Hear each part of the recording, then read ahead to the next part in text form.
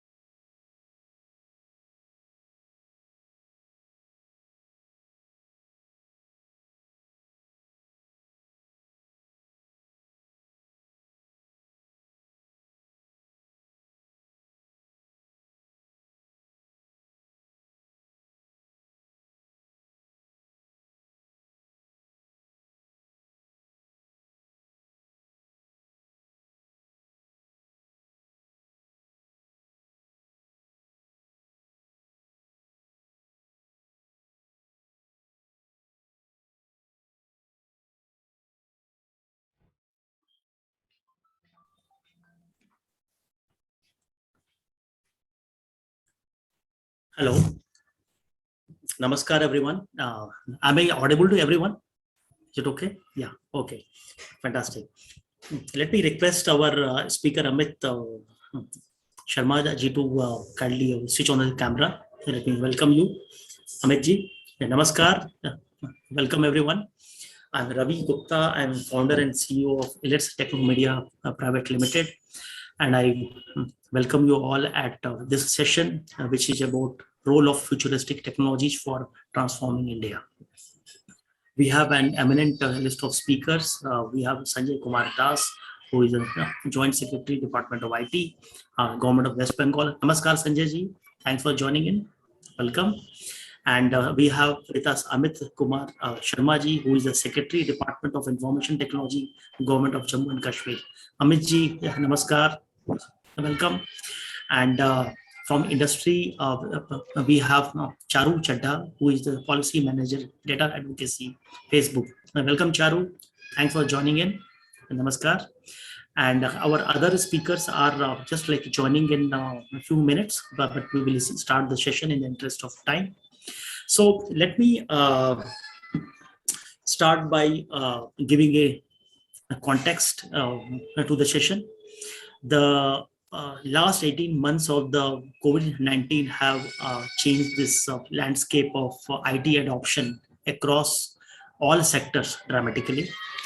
The one of the global CEOs mentioned that what was expected to happen in 5 years has happened in 2 years, something like that, someone has said.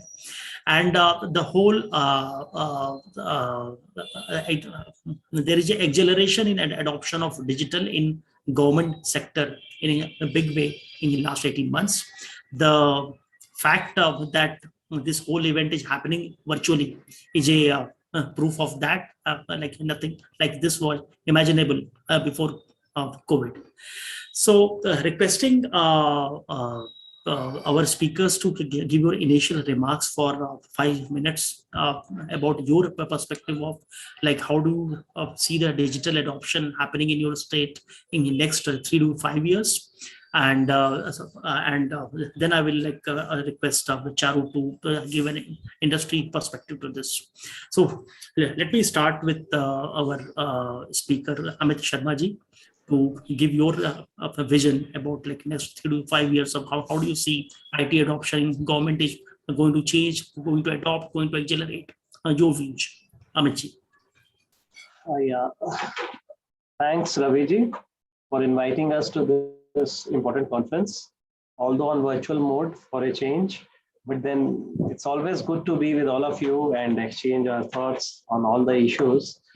So you have a very important thing. Actually, you just begin your talk with a very important perspective that COVID has hastened the things. What could have been happening over a period like 2 to 5 years or so, like it has got preponed.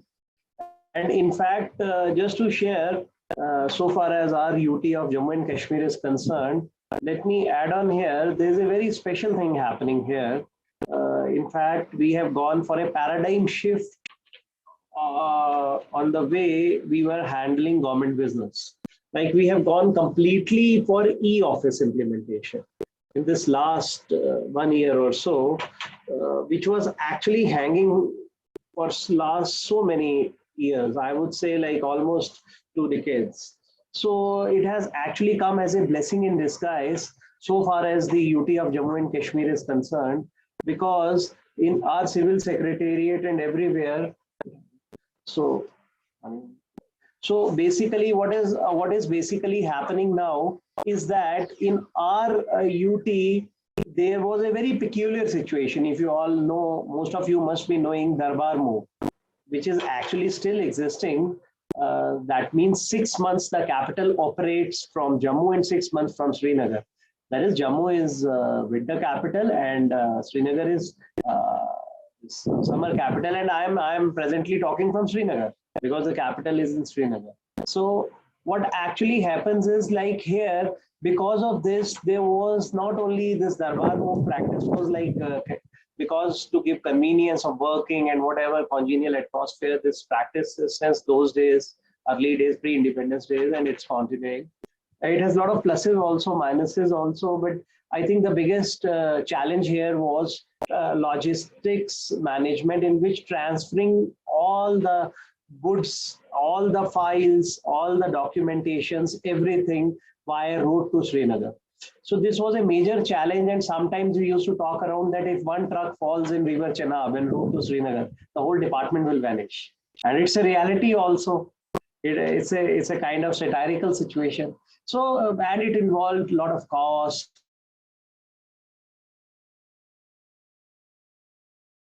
a lot of things environmentally. We thought e-office in whole of civil secretariat, all departments, and I can say it proudly that every department of civil secretariat in J&K is now on e-office, and there is not even a single file moving in a physical form in JK.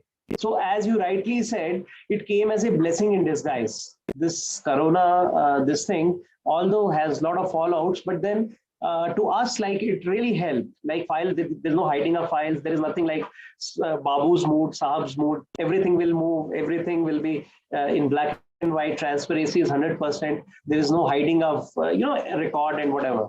So the reform started here, and they didn't stop here. Now in the second phase, we are going for implementing e-office in all the HOD offices across the board in Jammu and Kashmir, whether located in Jammu city or Srinagar city. So this is how things are moving thick and fast. And similarly, I can say I have a number of projects which are going in JK already in full swing, like Jammu Smart City, Srinagar Smart City. They are taking our expertise. Like I am CEO for J&K e-governance agency also. So through e-governance agency, we are executing many projects. Like we are going a big way in upgradation of state data center. So there a lot of activities are happening, and we are making it big. This way, like everything is being hosted there, and a lot of departments records are coming over there, and we are hosting it. And this way, then many other we are into some big projects like Digital Village Center was a project which we got launched recently, in which we have gone through MPLS technology up to the panchayat level. So similarly, we have gone for state wide area network, SWAN implementation at the block level recently, and many similarly situated projects. So in nutshell, what I mean to say, JK is heading for a great future so far as IT initiatives are concerned, and we are making it big, using the opportunity, as well as a lot of dashboards are being launched. LG dashboard is in the final stages of being launched.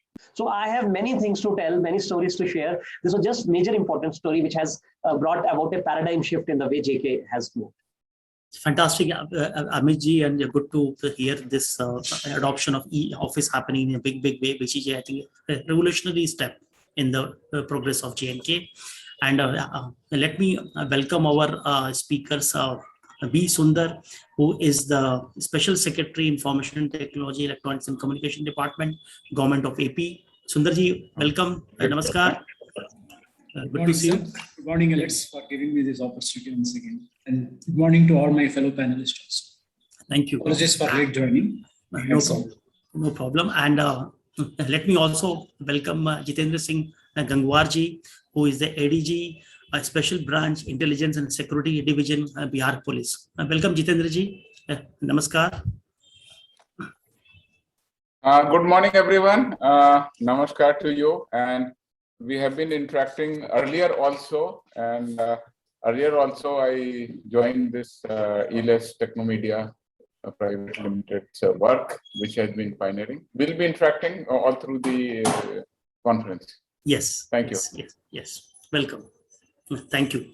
So let me, like after we had this perspective from North India, I think the northeast tip of India, let's go to East India, and let us request Sanjay Kumar Das, who is a Joint Secretary, Department of IT, Government of West Bengal, to talk about what are the changes in IT adoption you are seeing in the government for next 3 years, your vision. First of all, sir, IT has become a dire necessity. So transformation, this change is inevitable, and everybody is going, coming into the bandwagon. Everybody has to adapt. It is on our face. It is just like an avalanche, and it has surpassed us. So if we do not get into the bus, even the last bus will be missed. So the question of not adapting it is just a passive. The question is how fast we can run with the change, and we can go ahead of the change to understand, prepare our people, prepare the entire infrastructure, and so that when the change comes, we are ready.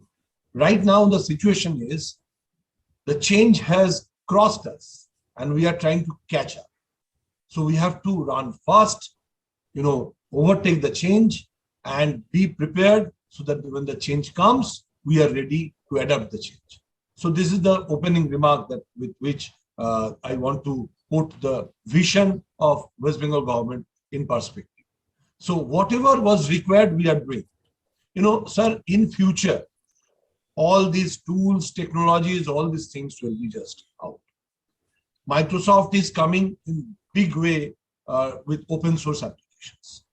I am seeing that in a couple of years or a few years, Microsoft will completely eradicate the cost of Microsoft Office, this Office and OS, because all other force, they are fighting in this space, and Microsoft has to come up. Why I am naming Microsoft? Because it was a pioneer. So keeping that thing in mind, because it is showing us the path. So we have to adapt a hybrid technological approach. In order to understand the hybrid technological approach, we need to understand where the whole world is leading to. The whole world is leading to three places. One is repository, another is connectivity, and third one is bandwidth. So the bandwidth is important, connectivity is important, and repository is important. So the first two, that means the repository and the connectivity, they are infrastructure. They are critical infrastructure. And the bandwidth is the amount of connection speed that we actually put into as backhaul through our ISPs, TISPs, and others. So keeping that thing in mind, we brought out a very versatile omnibus policy that is called West Bengal Broadband Policy in 2020, in December 20. It has 6 different guidelines, all futuristic guidelines. And on 6th September this year, we brought out the 7th guideline, that is the data center policy. So we have AI/ML promotional policy, blockchain promotional policy, drone technology promotional policy, data repository policy, transactional data sharing policy, and the data center promotion policy. So we have taken care, along with that, the ROW policy. So the ROW, the entire domain of ROW has been flattened. So there is no independent thing. Somebody, whosoever it is, ISP, TISP, whosoever it is, wants to set up any telecom infrastructure, because that will provide the bandwidth and as well as the tunnel, that means the infrastructure, the connectivity. So whosoever wants to apply for this license, NOC, it is very simple. You go into anumati.itew.gov.in, you go and you apply. Within 30 days, if you are given, okay, fine. If you are not given, consider it given. Consider it given. You go down and start. No question asked, because it has been approved by the highest authority. So this has taken place. The state data center has grown in strength. From 24 TB, it is right now 1.5 petabyte. And we are looking at 7 petabyte in a year and a half. And right now we are having usage of these VMs 1,972. They are looking at usage of VM more than 5,000 in a year and a half. And all these things are continuously driven by people like us, completely within the government. So we have understood that the knowledge, the emancipation is knowledge is the highest, and that's why everybody should be upskilled. Be it a group D staff to the secretary. Everybody should be upskilled as far as technology is concerned. Not only technology, as well as security. Because data is costlier than fuel. And that's why everybody is behind data. And not only that, transactional data. Only these startups and MSMEs can flourish if you share the real data, transactional data. Otherwise, they will buy it from, the black market, which is known as dark. So it is very easy. We have anonymized the transactional data and we have given it for free. So any startup, any MSME of West Bengal can access this transactional data in anonymous form and take it for free. Not only that, all MSMEs and startups have been given a certain amount of space in the state data center for free. And in case of this data center promotion, let me tell you, huge data centers are coming up in West Bengal. And from the present status of the data center that we have, less than 100 megawatt data centers collectively that we have, out of which maximum is owned by state data center. We are looking at 450 watt in 2 years time and 750 watt megawatt, not watt, megawatt data center by 2025. So this is how we are looking at. We are looking at creating the critical infrastructure, ensuring security around it, as well as empowering people to have connectivity and quality connectivity so that they can use Facebook on the fly, And for that matter, let me, complete my first submission by telling you that we have undertaken free public Wi-Fi at 2 places. One is at Diamond Harbour, another is at Krishnanagar, and they are coming up. And this Wi-Fi is not the Wi-Fi that you come around. This Wi-Fi is all encompassing Wi-Fi. In the daytime, the offices will have more connectivity, more bandwidth, and the night time or the off office time, all the other places around office and all those regions, that means public, they can have Wi-Fi. And not only that, we are providing, quality education material for free and the other things through that Wi-Fi connectivity. So whosoever is coming into the Wi-Fi can also have an opportunity to start learning. Thank you so much.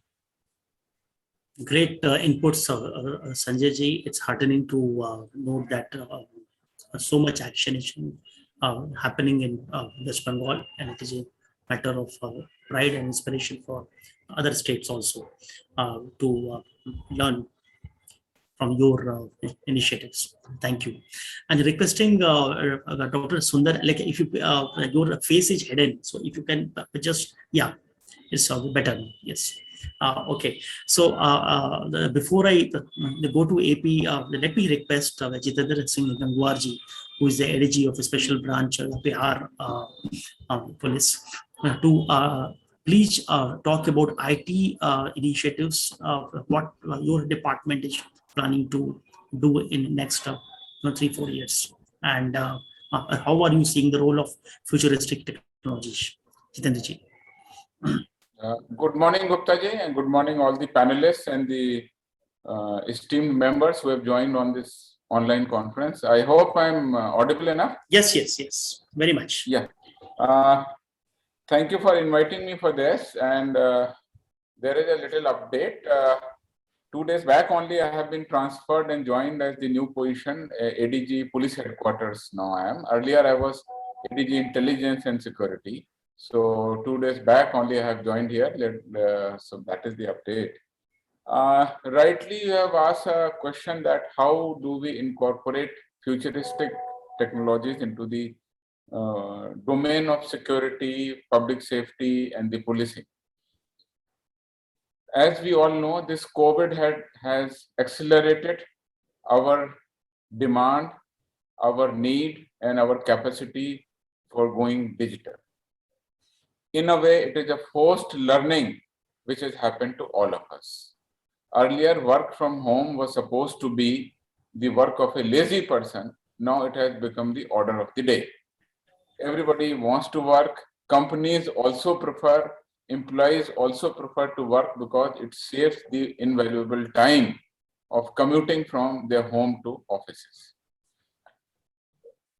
In this whole gamut of new existence, which we call as the internet existence or the digital existence, we have learned many things.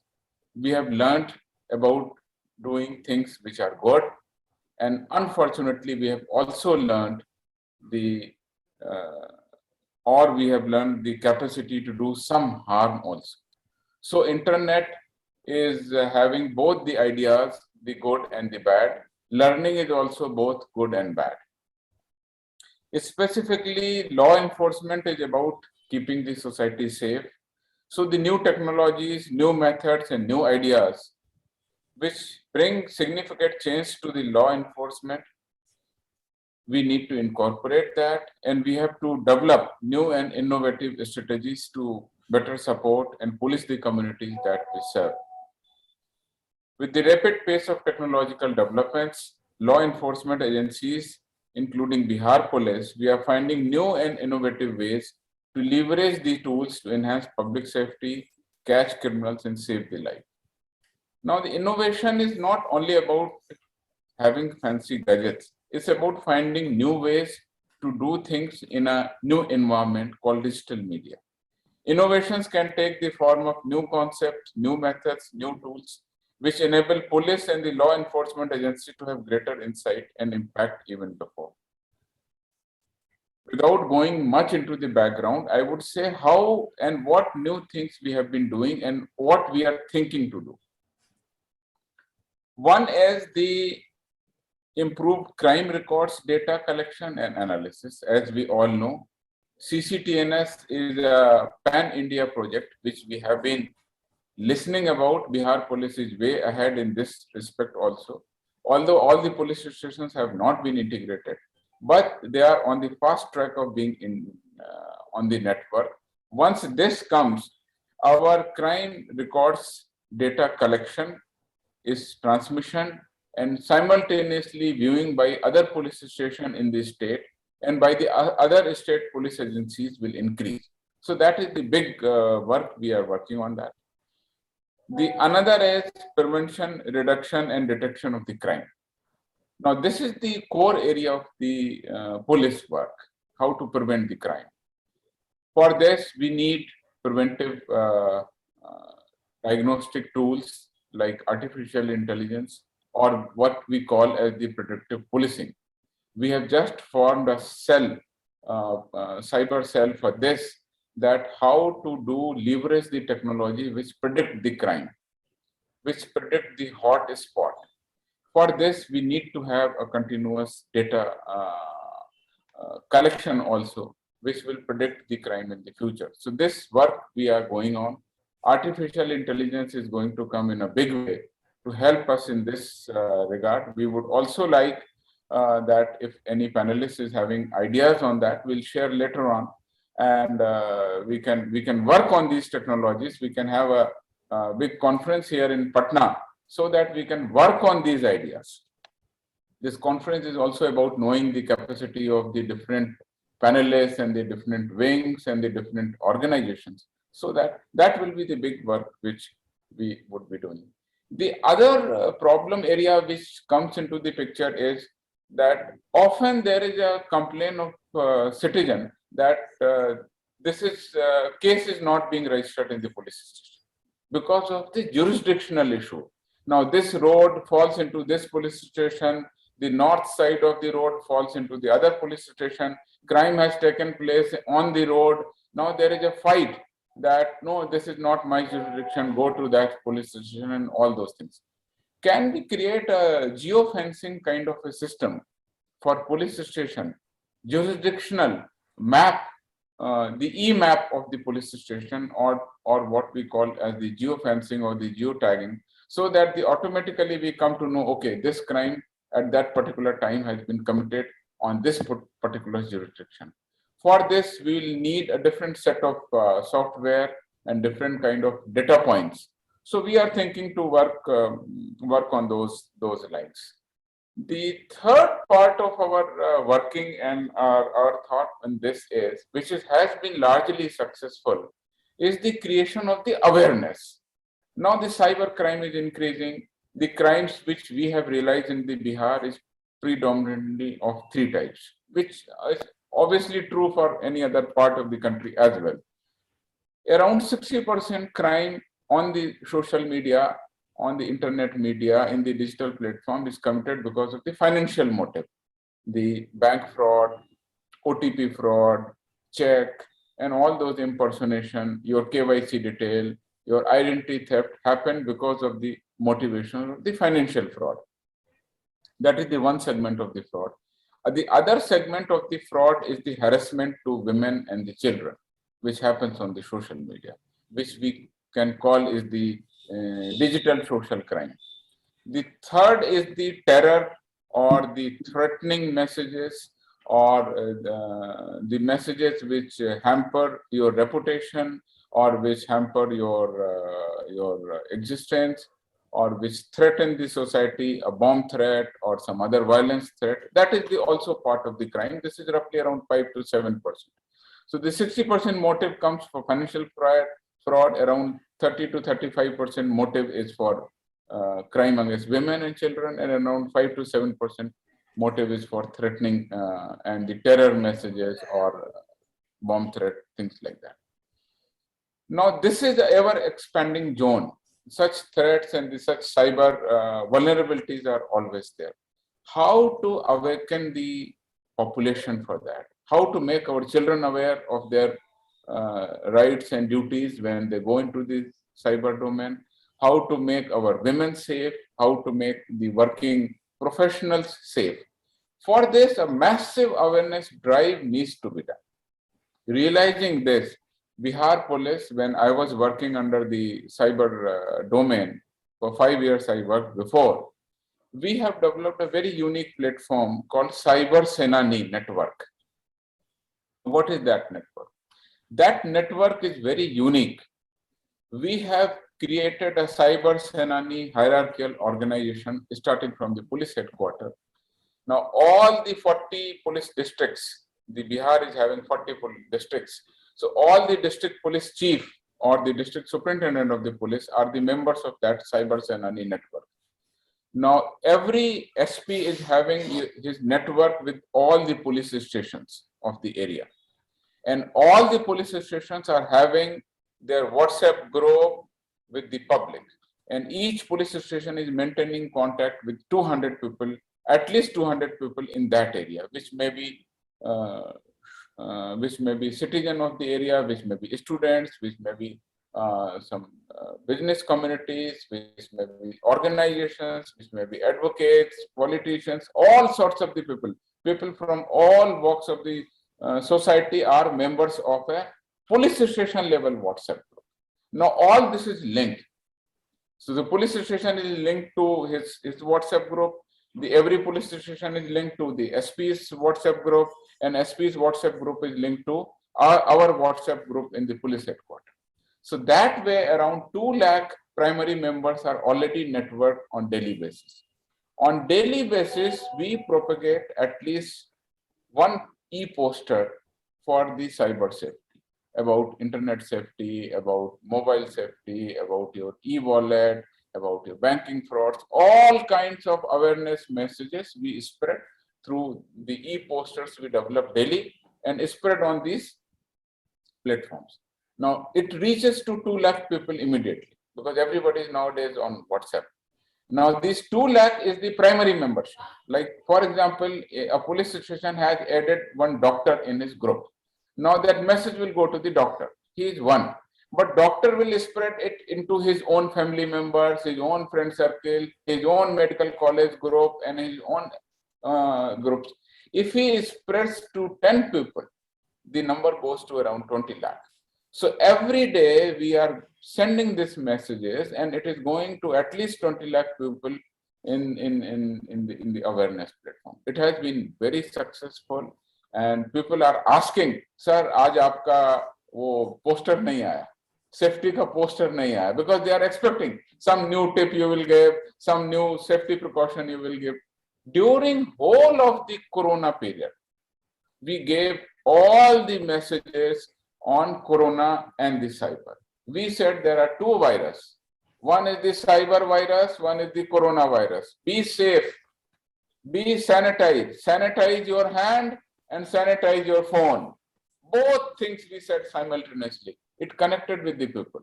Unko samajh aa gaya ki that, okay, Corona is also virus, and this cyber mischief which is happening on the digital media is also a virus. It caught on with the people. So we said, dono se social distancing bana ke rakhna hai.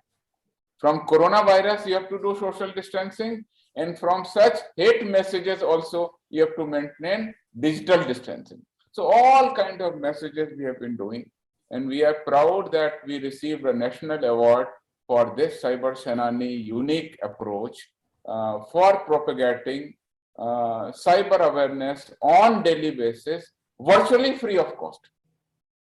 Our team of constables develop these messages, and we give it to 2 lakh people, our primary membership. If each one is pressed to 100 of the people, it becomes 2 crore daily. So that is the unique, because we have been facing such awareness problems. We are creating such posters in Hindi, in local languages, in English, or some smart videos also we are collecting. So that is one work we are doing on the awareness front. 4th work which we are doing on the policing is our human resources management system, our police line. We are having around 1 lakh of the police force. So the database, their service books, their deputations, their transfer, their posting, HRMS data, we have already computerized that. We are working on that. We are improving on that. Right now, the last elections we had in the Bihar, so that was very convenient because we had this HRM state. That is one. And the another digital technology we are doing is a Darpan software we have developed for functioning of the SP's office, police line working, all the grievances, handling, and all that thing we are daily monitoring.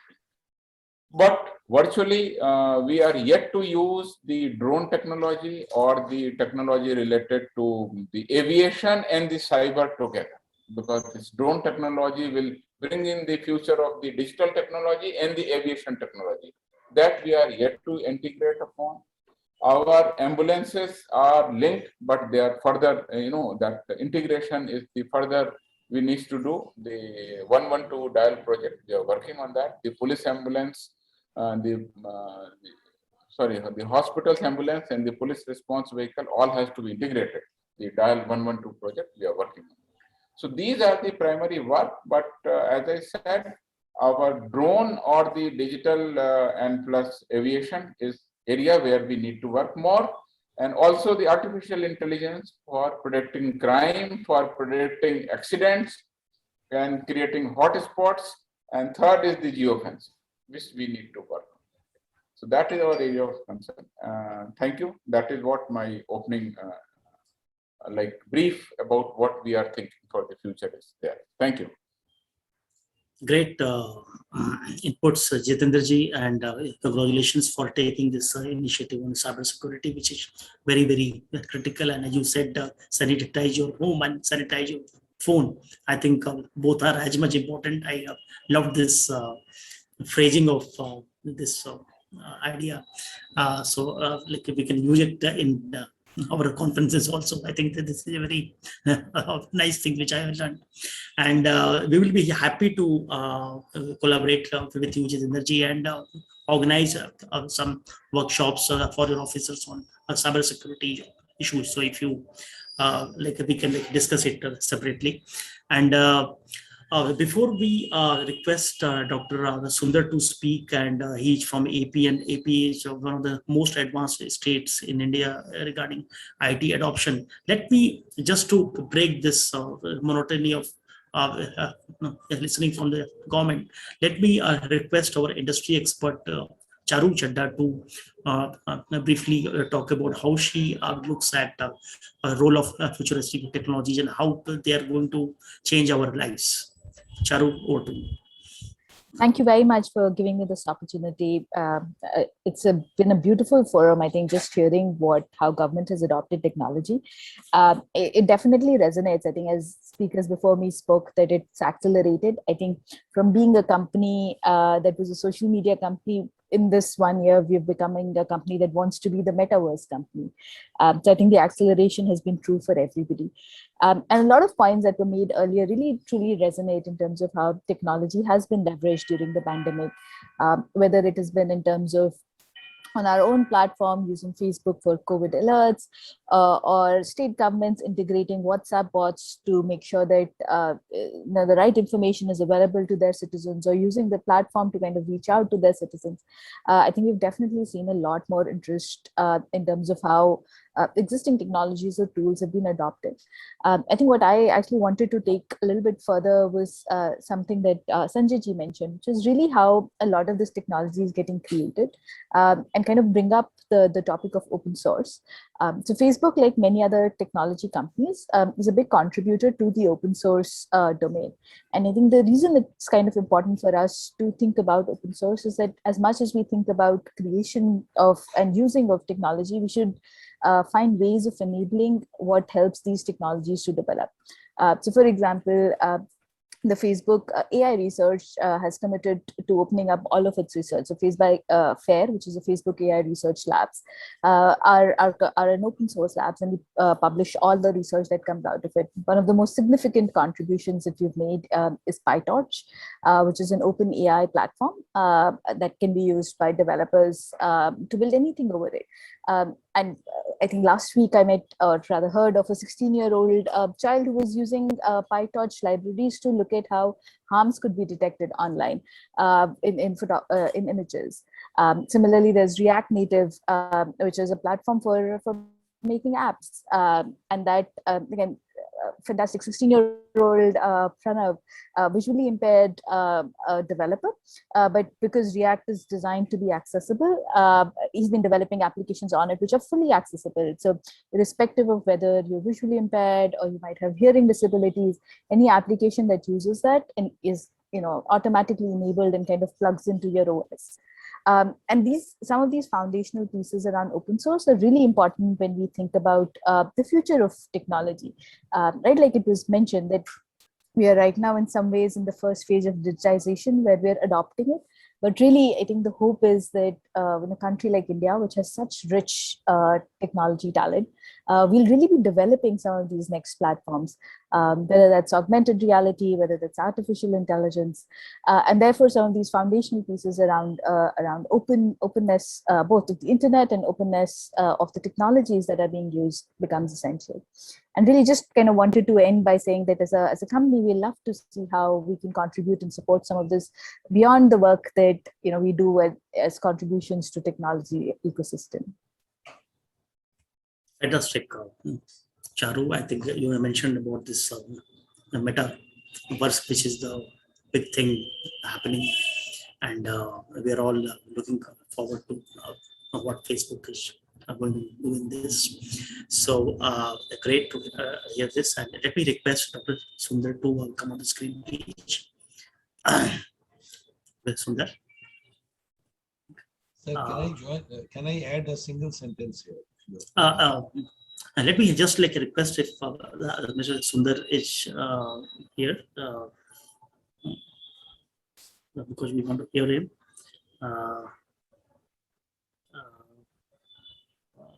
Sundarji, are you here?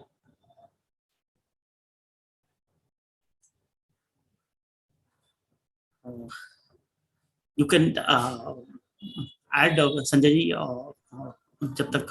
Sir, just listening to React Native, I could not but react because we have a society called Society for Natural Language Technology Research under the Department of Information Technology and Electronics, where we work on natural language processing, and we actually extend accessible applications to every section of life, works of society, and we use this React Native in great extent. So I could not but react. Thank you so much. Great. And I think I will request quickly Amit ji to add your inputs on any of the perspective you want to add after your initial opening remarks, that how are you seeing this impact of the future technologies which are appearing very, very fast. And I think I have Sundarji online right now. So let me request him, Sundarji, please requesting you to speak about IT in AP. And we are all aware that the IT in government revolution actually started from Andhra Pradesh around 2 decades back, when Chandrababu Naidu was the CM of Andhra. And I think that was that inspired many other states like Karnataka and Tamil Nadu and other states to adopt IT. So what AP does today, I think other states do tomorrow. So let us hear from Sundarji what all is happening there. Yeah. Thanks, Alex. Yes, you were partially right, sir, when you were mentioning that AP was a pioneer in many of the initiatives which we have been seeing today. We started with IT for citizens. That was that catchphrase. And over a decade, we delivered nearly 500 to 525 services across various important departments like revenue and transport, municipal administration, birth, death, marriage, a whole gamut of services we designed for the citizen. But more interesting is what we learned. And I was listening to the West Bengal experience by our JS and ADG sir very succinctly, though in a very humorous way, outlined how IT is being adopted in the police department. I was also able to hear and the perspectives from Charu madam regarding the private sector stake on IT and e-government. But here, when we were going at a rocket speed with the establishment of the real-time government society and ushering in a whole range of technologies, so we took a stop and found out how much actually the citizens were using. And it was a shocker to us that 42% of our citizenry who are in the rural areas have no access to many of the services which we are delivering online. That is, the digital exclusion in a state like Andhra Pradesh, with so much of telecommunication infrastructure, which was also touched upon by one of our panelists, is 42%. And I'm glad that Sanjay Kumar ji talked about right of way. That's a very important piece of legislation for enabling and bringing in digital inclusion. Why? Because the right of way was conceived by the government of India with pathetic knowledge about the ground realities, about the rates involved. For cutting a road in urban and rural areas, there was no distinction. Rocky and plain areas, there was no distinction. But here, we found that when we wanted to adopt the right of way so that there is a good invitation for all the private sector partners to erect towers, because the government was not having so much money for infrastructure. We found that the stakeholding departments like municipal administration, panchayat raj, roads and buildings, they had more rates that were reflecting the realities on the ground. For example, cutting a road, 1,000 rupees per meter was not sufficient. Why I'm going into these economics is, this is important if we are going to talk about the role of IT, because the entire IT platform depends on a robust infrastructure. So here we wanted to strengthen, and the right of way legislation with its ground realities, the market rates for road cutting and so on and so forth is about to be released by the government of AP, which will perhaps reflect more realities, because even here, though government legislates right of way, the partners are again from the private sector. This is one. And second, I will be talking about three aspects. I have talked about the first aspect, that is infrastructure and the constraints. The second is about technologies. ADG sir was talking about artificial intelligence, machine learning. Even Sanjay Kumar Garu was also talking about high-end technologies. But AI and ML has been with us for the past half a decade. In fact, 1956, artificial intelligence had its birth with the vision of the Turing machine, by Professor Alan Turing. And from then on, we have been talking about artificial intelligence, but nothing much has happened. The reason being, the data which we feed for AI or ML algorithms is defective. You feed good data, you will get good results. If you feed skewed data, you will get skewed results. For example, I was working on an algorithm for predicting the smoking behavior, and we collected data from only the urban and the semi-urban districts. And we wanted to predict it. We completely excluded the rural consumer, who was one of the biggest consumers for tobacco. Look, all this information, we will not go into whether it is right or wrong, but somewhere we use it for public policy purposes. This was one. So we stepped back and we said no to all these high-end technologies where private sector was making a lot of money at the expense of the government. And we stuck to our traditional microservices architecture, our traditional open source technologies for all our e-government applications. That was the second lesson which we learned in our IT experience. And the third is, in IT, we are an IT department. And most of the time, we are asked to develop some e-government applications at a cost and a memory optimal manner. But we soon realized that this is not the end for IT department.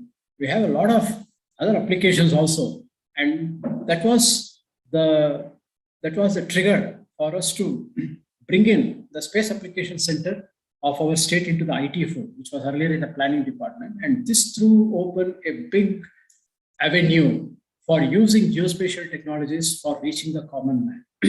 And so much so that ours is the first state where the government of India has selected for grounding the National Geospatial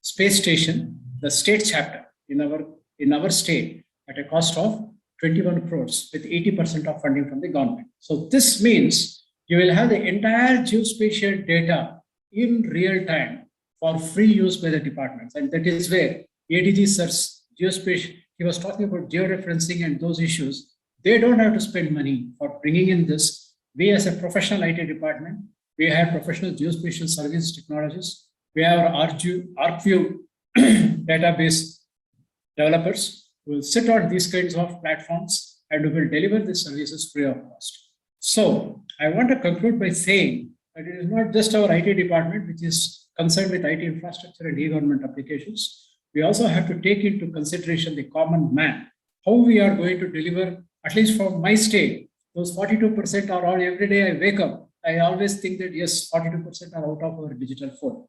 And how we bring in these people into our digital fold is a big challenge. Thank you, and it's for giving me this opportunity to articulate.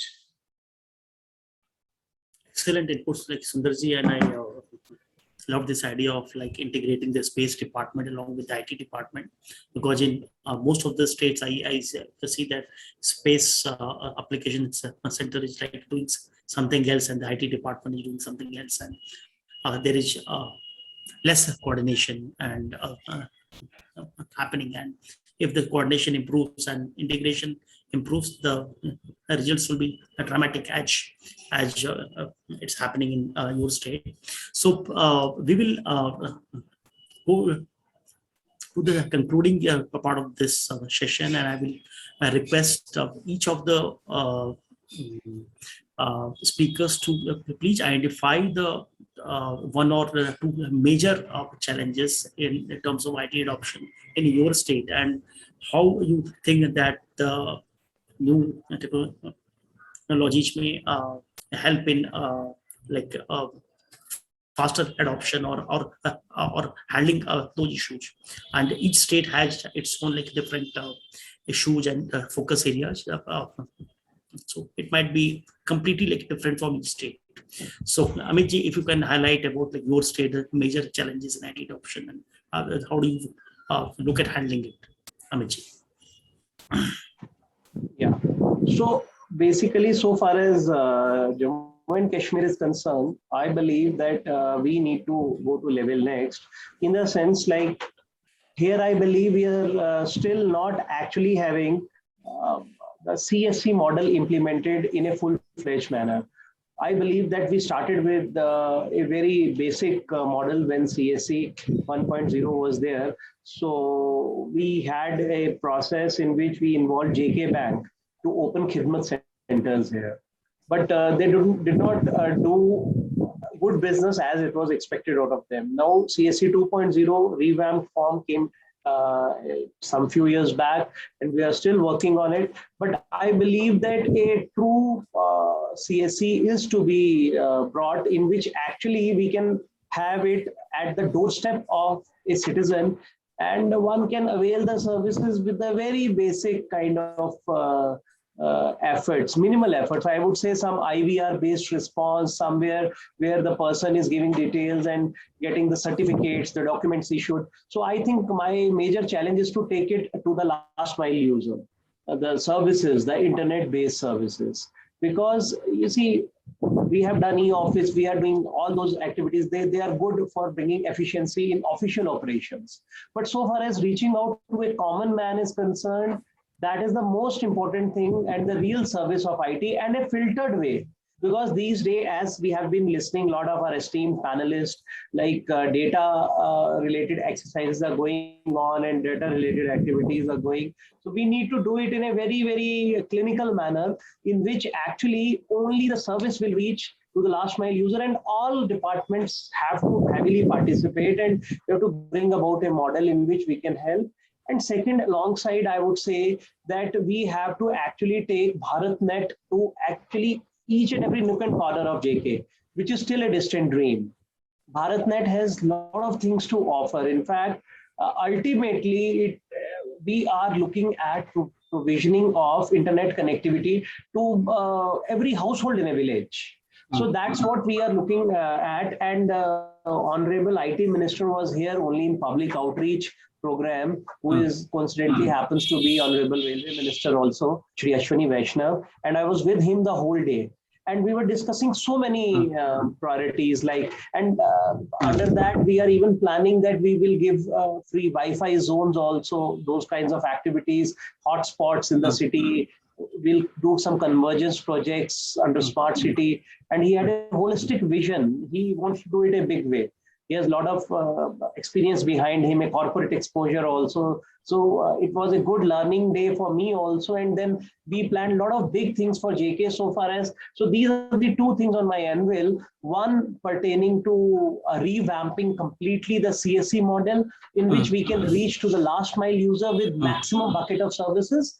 And second is BharatNet expansion, in which a revenue-based model can come out. And I won't mind if some groups come out in J&K with your everybody's involvement. You all are sitting to help them out. They all welcome. I'll welcome them with a red carpet here, if they are really focused and help us in spreading the BharatNet thing, because that's a big, big project, and central government is open to all good and innovative ideas. That's what I got a message, and I would in fact expand and extend it to people through your channel.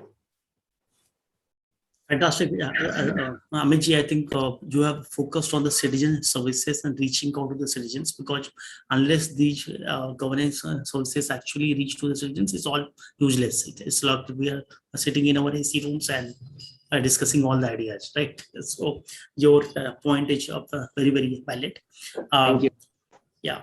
Let me request Sanjay Kumar Das ji that briefly, if you can talk about what is the major hurdle and in your state in terms of IT adoption, and how do you wish to address it? Thank you, sir. First of all, a hurdle is omnipresent. It is beyond boundaries. So whatever hurdle we are facing, or J&K and other states are facing, we are also facing. So they are completely agnostic to violence. Okay. But I would like to put before this, August panel, the greatest hurdle right at this point of time is the internet waste, electronic waste. We are completely oblivious of electronic waste. We have just been relegated ourselves to the, to the hands of some people, some boards. We are not taking it very seriously. And each and every household is having high amount of toxicity of huge number of unused electronic wastes. So that is the greatest challenge. As the whole world will progress, and we will adapt more and more technology, as sir has been just telling us that CSC, sir, when CSC will come up in your state, you will be having 1,000 times more electronic waste. Because as I have recently visited a CSC, I found 5 computers and 7 connections. And beyond that, the CNC in the back room, there are 3, partially usable computers sitting idle. And the irony of the matter is, the person who is in charge is using his own laptop. So this is the whole thing. So my request to each and every one of this August members, that think about electronic waste to be your next great challenge. And in order to actually deal with it, let us first identify unused electronic gadgets, find out whether they can be reused, they could be brought back to the society, find out who requires them and give it to them. And if they are really unusable, segregate them, dismantle them, and recycle. It's very simple. So we are bringing up a very, ultra modern e-waste recycling facility at Sector 5 of Salt Lake of West Bengal. So if there is a possibility of anybody visiting Kolkata in 6 months' time, please get to see this thing. We are trying to bring this to everybody's knowledge so that everyone can replicate this model and start doing this. So this is one of the greatest hurdles that we face collectively, agnostic of model. And the second point I would like to say before you is that creation of softwares in balloon forms. So everybody is creating different softwares. Then when there is a necessity of integration, the platform is unable to actually hold them, then you are creating new applications. So for a single application for service delivery, you are creating multiple iterations of software development. So we need to find out where we want to go, what type of service we want to give, where we want to reach 10 years hence, and how these ballooning, development could be brought under a single platform, the multiple application development platform, hybrid application development platform, so that microservices can be. In order to do that, each and every stakeholder in the government sector, be it secretary to the common block development officer, everybody who is a decision maker needs to understand the software development life cycle. So this should be a very basic awareness that we should start develop fast. Otherwise, we would be faced with ballooning softwares and continuously evolving to newer things. And I don't mind my saying that huge number of vendors, they will be benefited out of people's money. Thank you so much. Yeah, Sanjay ji, both points are important. You were talked about e-waste and second about software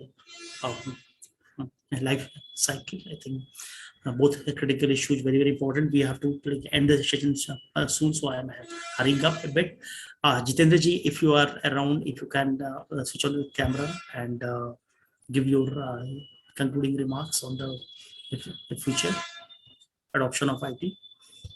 I think he's not here, so let me request Dr. Sundar to give you your brief perspective on what are the major hurdles you are seeing in your state in terms of IT adoption, and how do you wish to address it? Thank you, Alex. One of the major challenges is the digital literacy of citizens. I was already touching on the digitally excluded population and how at least we may not be able to improve their livelihoods by direct cash transfers, but at least from the IT side, a lot of knowledge on how to use mobiles, on how to surf, on what open source means. IT is a huge, interesting area where you have a lot of open source technologies. And towards this end, we have started the concept of a digital library. We have built the model in Vijayawada completely based on open source software. You don't have to spend a pie. All you need is a laptop, a scanner, and this is funded by the government. And this we hope to replicate in all the 16,000 odd Gram Sachivalayams where they are common service centers, just like Secretary Sir from J&K was mentioning. In all the common service centers in AP or similar state models, we want to install these open source live machines where citizens can surf can watch entertainment, can have access to a host of information. In fact, students can do coding in Java, Python, PHP, C#, and C. So this is the level with which we have gone and instilled and installed the interactive development environment for hoping that this free offering, a nice AC room in a village, in a hot place like Andhra, will be a big attraction for many of the students and people there. So that was our thinking. We have also littered this digital library with interesting magazines, very high-end magazines, very costly magazines, both from the IT, electronics, and the telecommunication, so that people who visit or work from home because of the COVID pandemic also have access to this. So the challenge which I am seeing, as Dr. Ravi was asking, what is the challenge which you are seeing in the next 3 to 4 years, is how we are going to educate our people on the burgeoning software that is, just as our West Bengal counterpart was mentioning, how to educate them. You make this attractive, you make this accessible so that people learn by surfing. So that was the idea. And that is where this unique concept of digital library in the village has sprouted in AP. And maybe in the next 4 to 5 months, you'll be hearing more about it in the news. But for those interested, you can also take a digital tour at our digital library in Vijayawada. Thank you, sir. Your point about this digital libraries is very, very important and relevant, and I think this is needed across the states also. And I'm not sure if like Jeesh here, so I will request Charu Chadda, Charu, you are at Facebook, and Facebook is like, as you mentioned about that, is moving from a social media company to a metaverse company. So a lot of like changes are going to happen, and so if you can briefly like summarize that, what is like, how are you looking at the future technologies emerging and how they are going to impact us in India as a citizen now and also in the government? Yes, sure.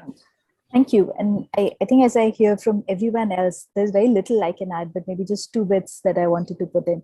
And I think one is, as we think of adoption of newer technologies, whether it's artificial intelligence or augmented reality or virtual reality, I think what's really unique about India would be just the ethics of creating these technologies. So in 2019, we had run Ethics and AI Awards in India, and we were really surprised with the kind of feedback that we received from researchers in India. So I think I just wanted to kind of bring that in, that as a technology company, we are very conscious of how the heterogeneous mix of this country impacts the rollout of technology. And that's really one of the things that we are very conscious of as we're developing and rolling out technology. And that some of these principles of ethics, whether they're around fairness or whether they're around cultural diversity or governance, will be very unique when they come out of India, because they'll be reflective of just our own unique mix. So I think that was just one point about how we as a company are thinking about ethics and privacy as we build these products. But I think the other is really, and I've heard several people speak about this, is that India has just phenomenal technology talent. Right? So when we think of metaverse or we think of VR or AR, you'll have 18-year-olds, 19-year-olds with 1 million+ impressions, right? I remember speaking to one of them, I think in 12th, wasn't even an engineering student, but was one of the most widely looked at AR creators on our platform.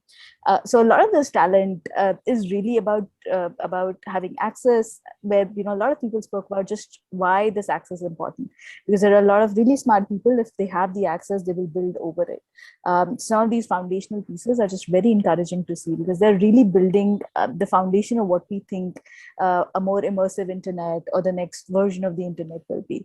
So very, very excited at hearing all the different things that are going around in the country. Fantastic. So I think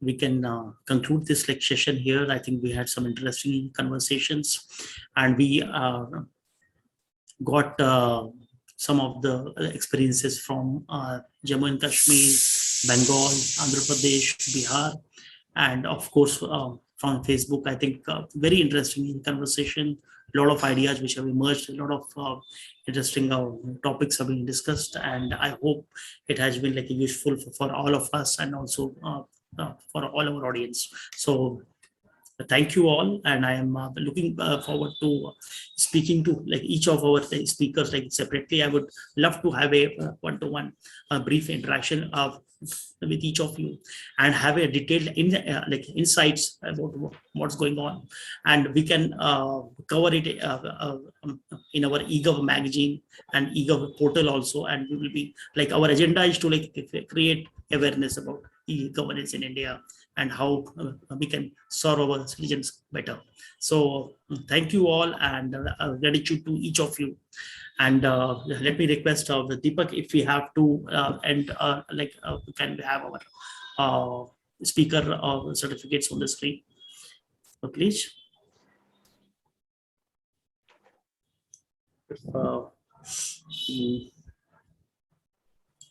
Yes, I think it's here. Coming up. धन्यवाद बहुत बहुत Jitendra Singh ji, thanks for joining us, a very interesting perspective. Dr. Sundar, thank you so much. Always I listen to and get some new ideas. Always, thank you.